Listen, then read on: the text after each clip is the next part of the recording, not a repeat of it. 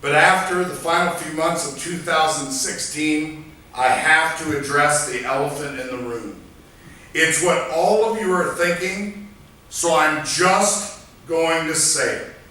After everything that happened in 2016, how in the world can Greg Malice still be a Chicago White Sox fan? Seriously though, it almost seems too easy to frame a message in the light of 2016. I could sit here and simply use facial expressions or some choice gestures to get my feelings across about what appears to be an incredible step backward. But you see, that's not what we do. Words are what we do.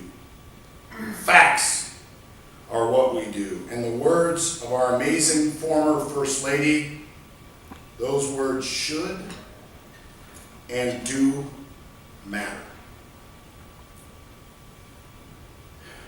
A few of you know that a major catalyst for me in my career was when I had the opportunity to teach a student named LeVar for 8 straight semesters of speech class after he was shot at age 12 in the head accidentally by his older brother in the inner city of St. Louis. He arrived in the special ed department at Ankeny High School in Iowa not being able to say a single word. With the help of an amazing speech pathologist, special education instructors, and the 300 speech classmates he had during that time, LeVar walked out of my room 4 years later giving a 10-minute speech for his final. 10 minutes, and I will never forget those 15 words. I love country singer Mindy McCready. She's pretty and sings good. Thank you for listening. That single moment meant that I would never ever leave speech and debate education as a profession.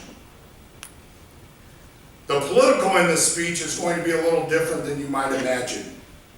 Our understanding that words matter means nothing without a realization of the role we need to play. You see, we are in the business, I believe, of teaching how to advocate.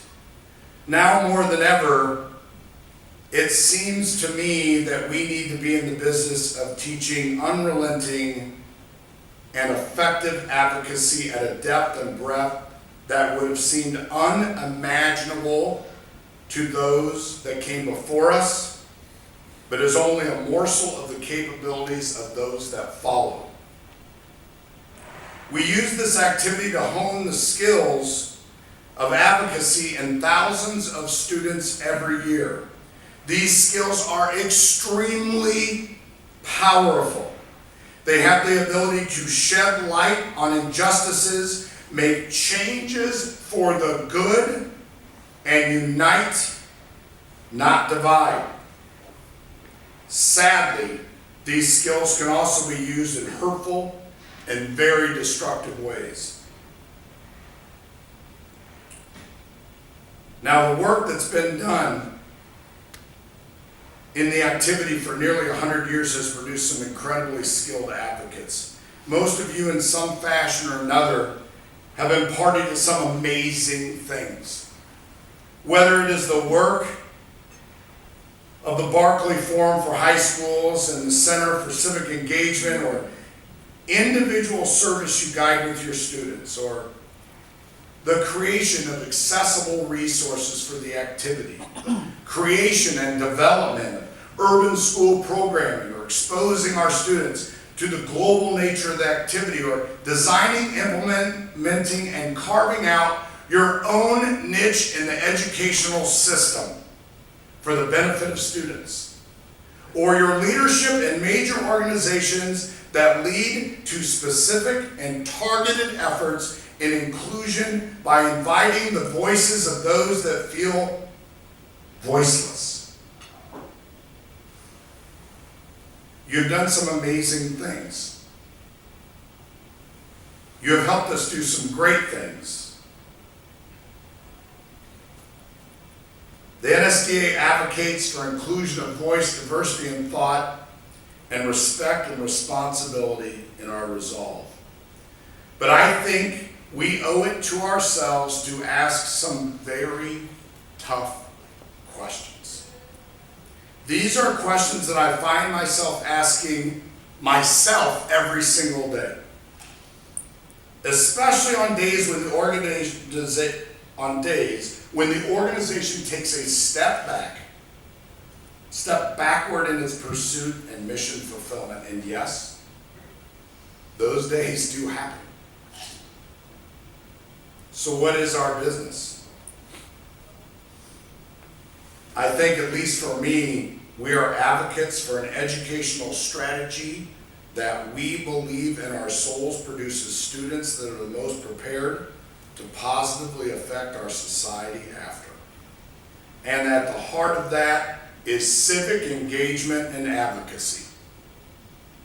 Now that was the easy question. Here are the tough ones. Is the activity teaching the right skills of advocacy in the right way and to the entire audience necessary? Are we reinforcing the lessons of advocacy in our own behavior so that we are not harming the very cause we are trying to champion? It is no secret that our profession has taken some serious hits to its credibility over the past few years. Can speech and debate education and what it means to be a speech and debate educator bust out beyond the framework of competition to reach a critical mass that will incite real change? Does winning a current round in debate result in the right use of advocacy tools more often than not? If the game doesn't result in the right skills and lesson, then it is only that, a game. One of the lowest, most heart-wrenching moments for me at this dinner was a few years back when Tim Mahoney told us that as one of the greatest coaches that we all know, he was not certain that he wanted his daughters to participate in this activity. With 90% of our programming occurring in private schools and more urban and suburban public schools, is that enough to hit the mark necessary to get results? The work that has been done in our urban schools is essential in helping students find their voice and to advocate. But are we ignoring an additionally significant area of need when it comes to teaching the ethical standards of advocacy? The audience is not just urban. It's not just suburban. It has to be rural and it has to be global.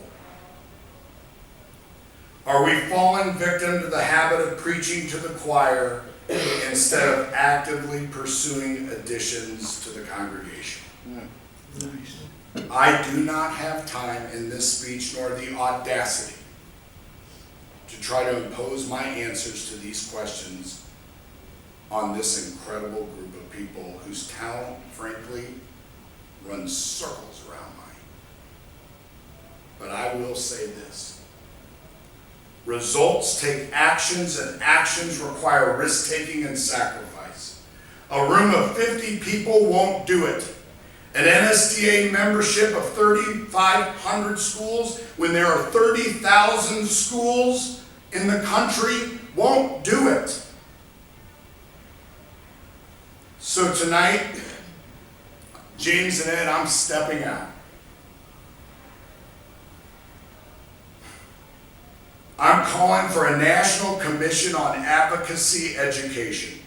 We need every organization with common purpose and resolve, every leader, every coach, every student willing who has something to say to come forth and say it. It won't always be complimentary, and it won't always feel good. But as we work tirelessly to increase advocacy for arts education, we need to do the work to ensure that what we are advocating is exactly what we intend and that the unanswered questions are answered. This is especially true for your national organization, but the NSBA is only one element of a network of stakeholders. We have a lot of work to do to clean up our house so that the showing of the property sells. My theme's not a unique theme. I've heard several speeches over the years compel us to action in this area.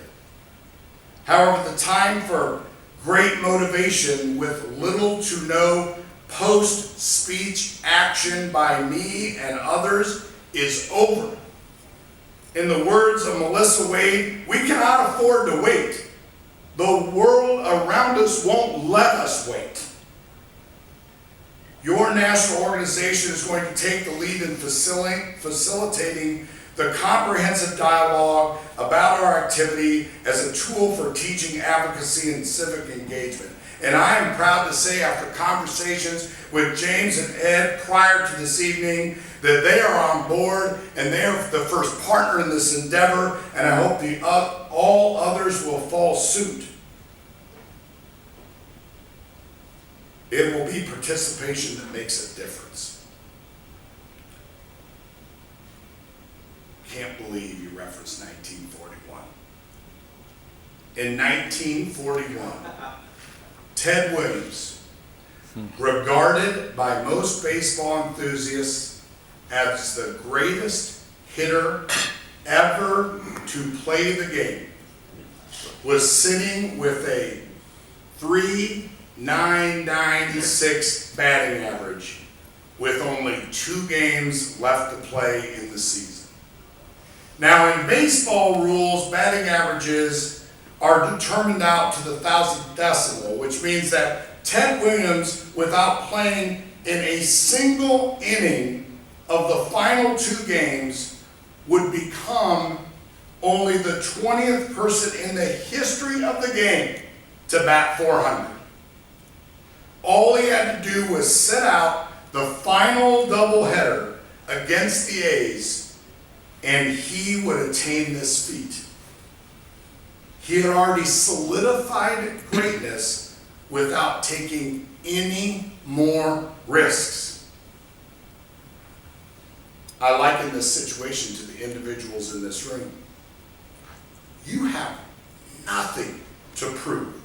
You have already attained an amazing batting average.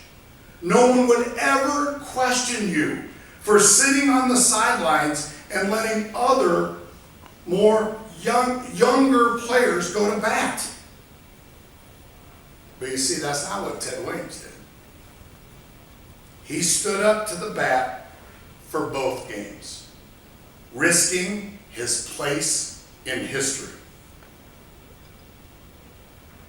He had 6 hits that day and ended the 1941 season with a .406 batting average.